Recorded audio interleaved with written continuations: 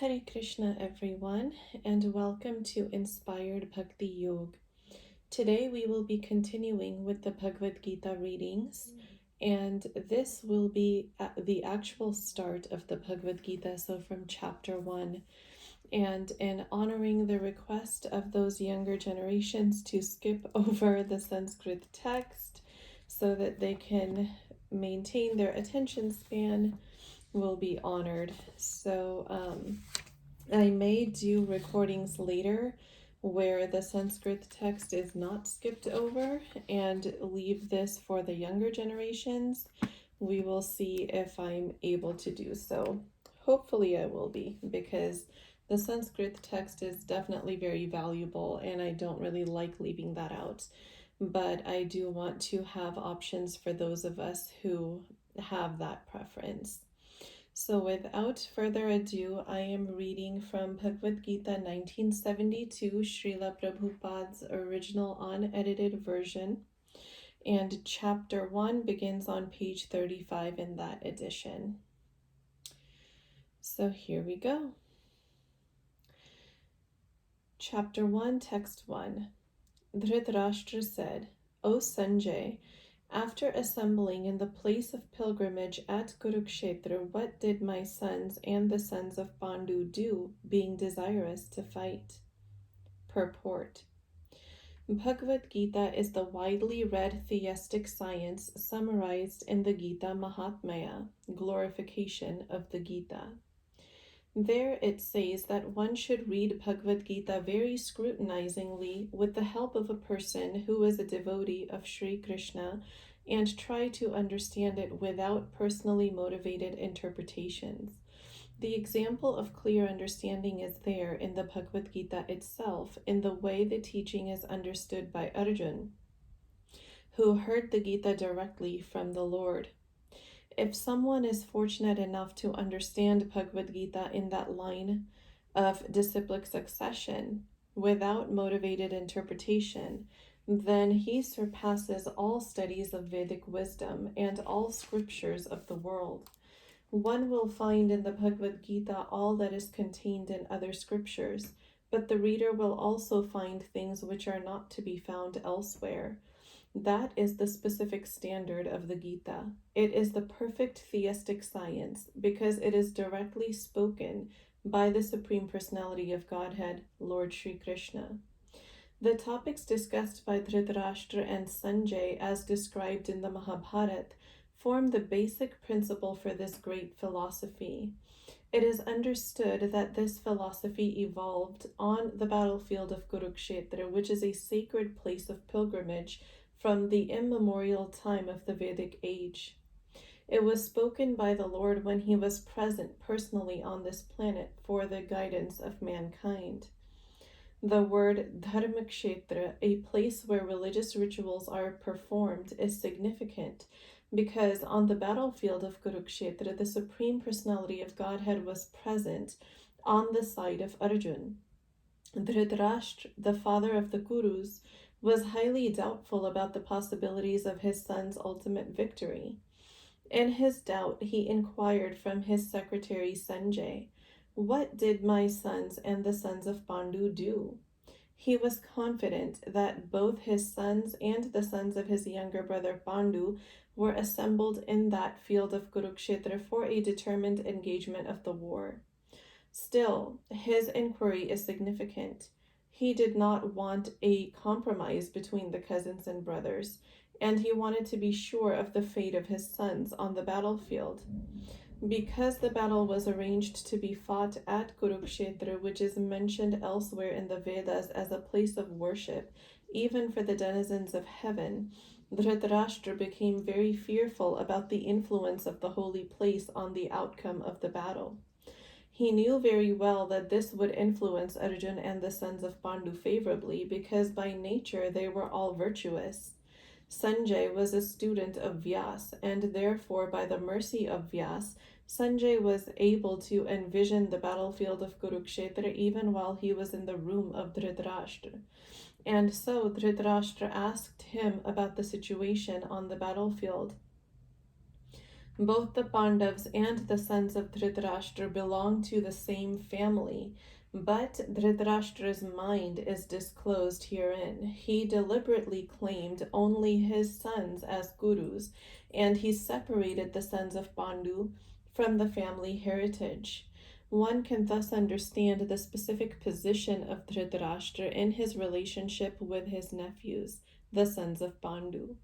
As in the paddy field, the unnecessary plants are taken out.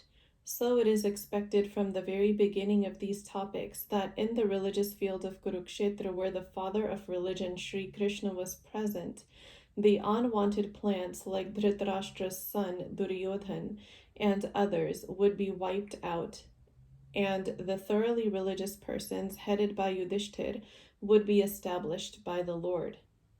This is the significance of the words Dharmakshetre and Kurukshetre, apart from their historical and Vedic importance.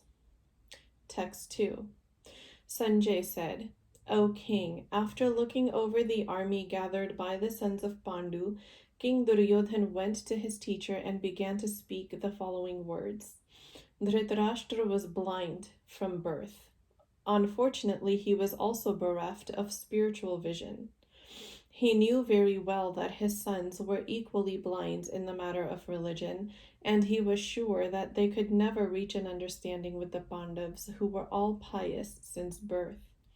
Still, he was doubtful about the influence of the place of pilgrimage, and Sanjay could understand his motive in asking about the situation on the battlefield. He wanted, therefore, to encourage the despondent king, and thus he warned him that his sons were not going to make any sort of compromise under the influence of the holy place. Sanjay therefore informed the king that his son Duryodhan, after seeing the military force of the Pandavas, at once went to the commander-in-chief Dronacharya to inform him of the real position. Although Duryodhan is mentioned as the king, he still had to go to the commander on account of the seriousness of the situation. He was therefore quite fit to be a politician, but Duryodhan's diplomatic veneer could not disguise the fear he felt when he saw the military arrangement of the Pandavas. O my teacher, behold the great army of the sons of Pandu, so expertly arranged by your intelligent disciple, the son of Drupad. Duryodhan, a great diplomat, wanted to point out the defects of Dronacharya, the great Brahmin commander-in-chief. Dronacharya had some political quarrel with King Drupad, the father of Draupadi, who was Arjun's wife. As a result of this quarrel, Drupad performed a great sacrifice by which he received the benediction of having a son who would be able to kill Dronacharya. Dronacharya knew this perfectly well, and yet, as a liberal Brahmin, he did not hesitate to impart all his military secrets when the son of Drupad, Drishtadyumna, was entrusted to him for military education. Now, on the battlefield of Kurukshetra, Drishtadyumna took the side of the Pandavas, and it was he who arranged for their military phalanx, after having learned the art from Dronacharya. Duryodhan pointed out this mistake of Dronacharya's so that he might be alert and uncompromising in the fighting. By this, he wanted to point out also that he should not be similarly lenient in a battle against the Pandavas, who were also Dronacharya's affectionate students. Arjun especially was his most affectionate and brilliant student. Duryodhan also warned that such leniency in the fight would lead to defeat. Here in this army, there are many heroic bowmen equal in fighting to Bhim and Arjun, and there are also great fighters like Yuyudhan, Virat, and Drupad. Even though Drishtadyumna was not a very important obstacle in the face of Dronacharya's very great power in the military art, there were many others who were the cause of fear.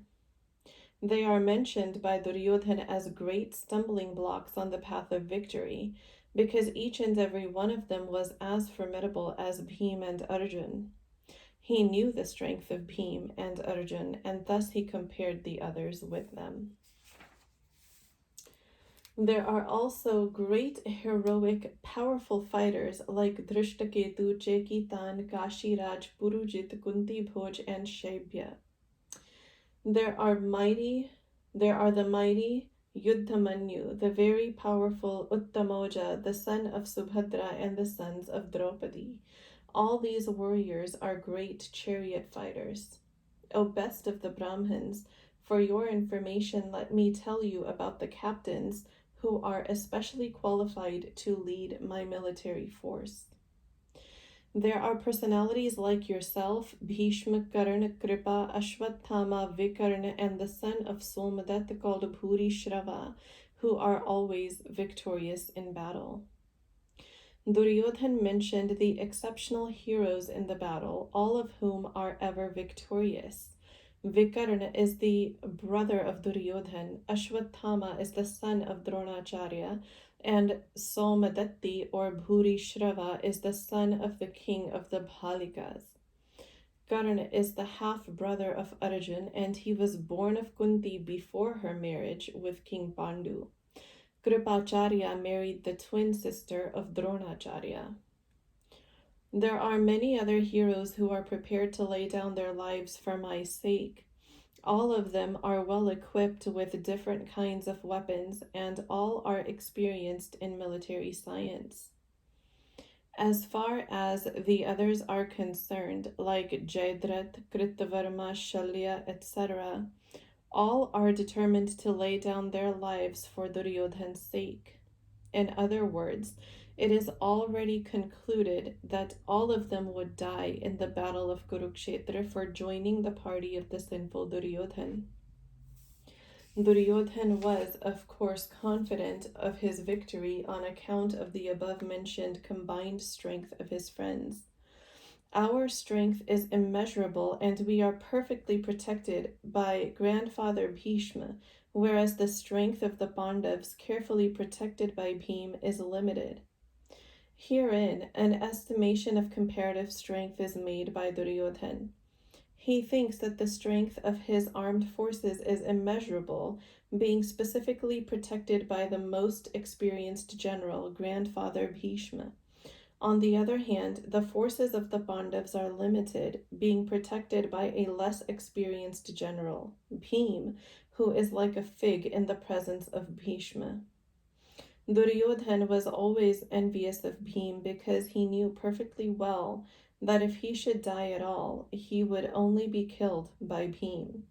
But at the same time, he was confident of his victory on account of the presence of Bhishma, who was a far superior general. His conclusion that he would come out of the battle victorious was well ascertained. Now all of you must give full support to Grandfather Bhishma, standing at your respective strategic points in the phalanx of the army. Duryodhan, after praising the prowess of Bhishma, further considered that others might think that they had been considered less important. So in his usual diplomatic way, he tried to adjust the situation in the above words. He emphasized that Bhishma Dev was undoubtedly the greatest hero, but he was an old man, so everyone must especially think of his protection from all sides. He might become engaged in the fight, and the enemy might take advantage of his full engagement on one side. Therefore, it was important that other heroes would not leave their strategic positions and allow the enemy to break the phalanx. Duryodhan clearly felt that the victory of the Kurus depended on the presence of Bhishma Dev. He was confident of the full support of Bhishma Dev and Dronacharya in the battle because he well knew that they did not even speak a word when Arjun's wife Draupadi, in her helpless condition, had appealed to them for justice while she was being forced to strip naked in the presence of all the great generals in the assembly. Although he knew that the two generals had some sort of affection for the Pandavas, he hoped that all such affection would now be completely given up by them, as was customary during the gambling performances. Then Bhishma, the great valiant grandsire of the Kuru dynasty, the grandfather of the fighters, blew his conch shell very loudly, like the sound of a lion, giving Duryodhan joy. The grandsire of the Kuru dynasty could understand the inner meaning of the heart of his grandson Duryodhan, and out of his natural compassion for him, he tried to cheer him by blowing his conch shell very loudly, befitting his position as a lion. Indirectly, by the symbolism of the conch shell, he informed his depressed grandson Duryodhan that he had no chance of victory in the battle, because the Supreme Lord Krishna was on the other side. But still, it was his duty to conduct the fight, and no pains would be spared in that connection. After that, the conch shells, bugles, trumpets, drums, and horns were all suddenly sounded, and the combined sound was tumultuous. On the other side, both Lord Krishna and Arjun, stationed on a great chariot drawn by white horses, sounded their transcendental conch shells. In contrast with the conch shell blown by Bhishma Dev, the conch shells in the hands of Krishna and Arjun are described as transcendental. The sounding of the transcendental conch shells indicated that there was no hope of victory for the other side, because Krishna was on the side of the Pandavas. Victory is always with persons like the sons of Pandu, because Lord Krishna is associated with them. And whenever and wherever the Lord is present, the goddess of fortune is also there, because the goddess of fortune never lives alone without her husband. Therefore, victory and fortune were awaiting Arjun, as indicated by the transcendental sound produced by the conch shell of Vishnu, or Lord Krishna. Besides that, the chariot on which both the friends were seated was donated by Agni, the fire god, to Arjun, and this indicated that this chariot was capable of conquering all sides wherever it was drawn over the three worlds. Then Lord Krishna blew his conch shell, named Panchajanya. Arjun blew his, the Devadat, and Bhim, the voracious eater and performer of Herculean tasks, blew his terrific conch shell, named Pondram. Lord Krishna is referred to as Rishikesh in this verse because he is the owner of all senses. The living entities are part and parcel of him, and therefore the senses of the living entities are also part and parcel of his senses. The impersonalists cannot account for the senses of the living entities, and therefore they are always anxious to describe all living entities as senseless or impersonal. The Lord, situated in the hearts of all living entities, directs their senses, but he directs in terms of the surrender of the living entity, and in the case of a pure devotee, he directly controls the senses.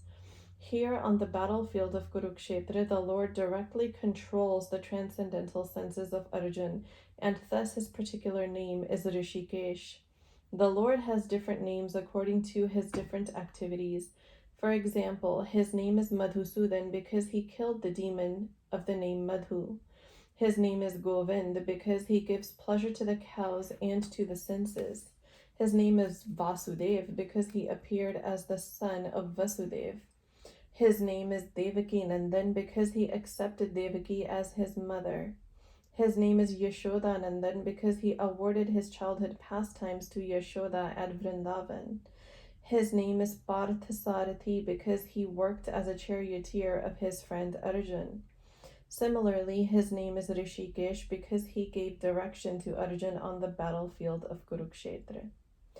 Arjun is referred to as Dhananjay in this verse because he helped his elder brother in fetching wealth when it was required by the king to make expenditures for different sacrifices.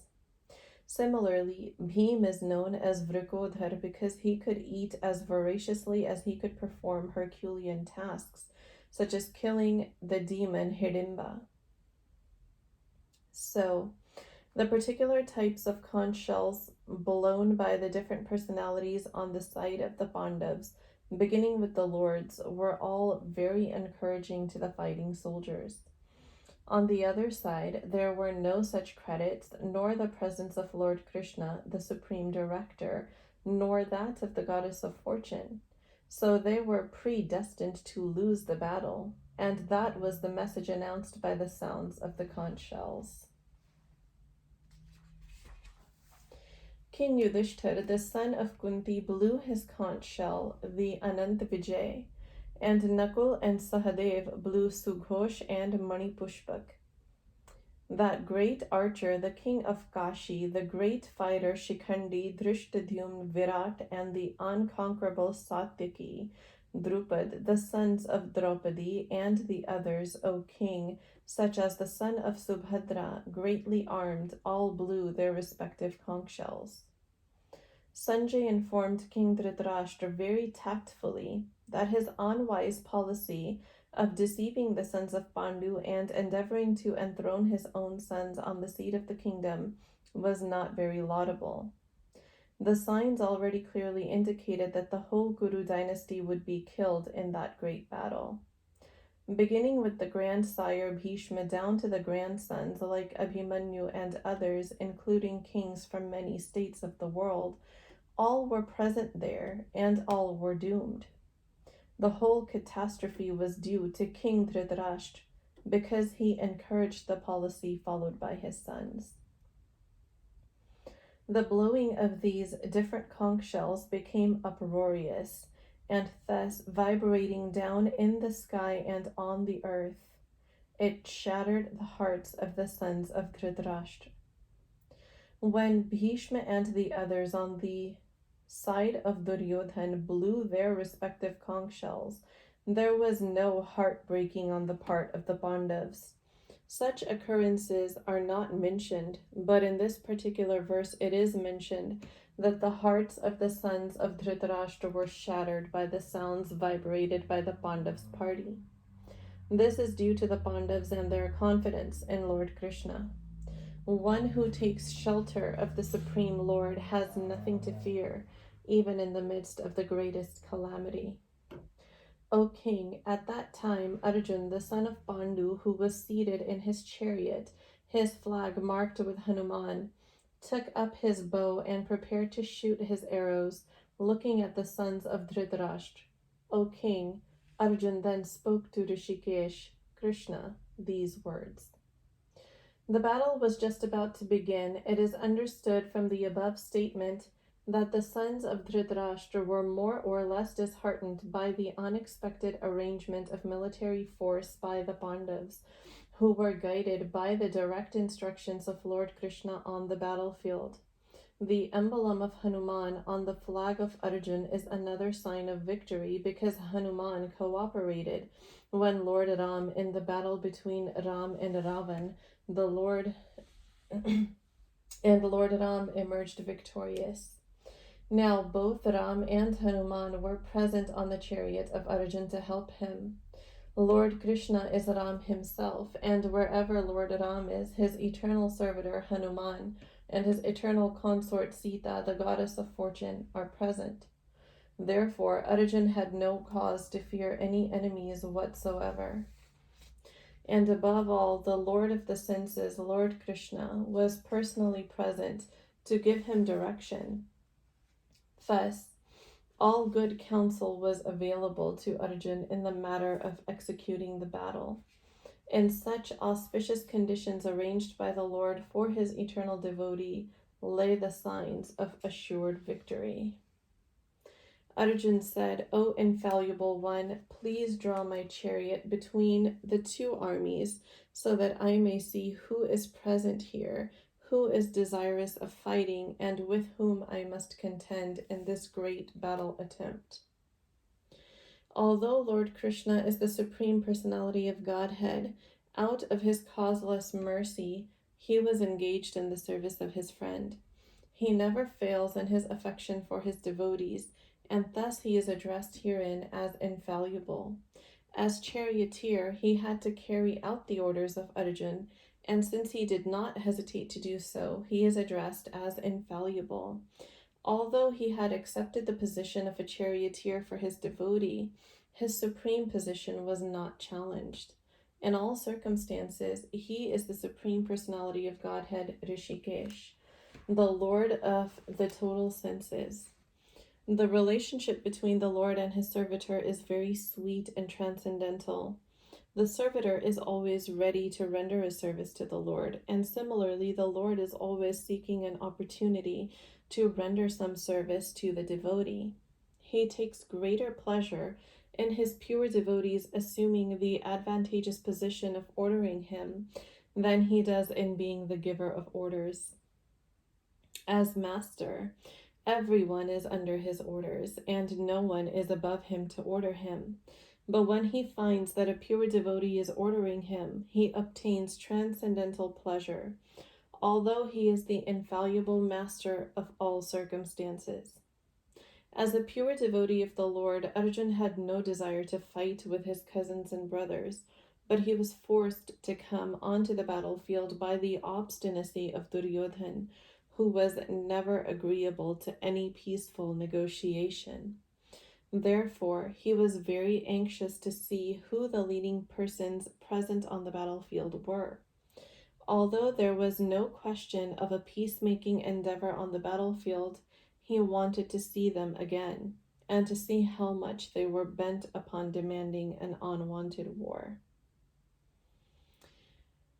So here is where I am going to pause off. I will see if I could finish out this chapter 1 reading tonight, but if not, definitely you can expect it tomorrow.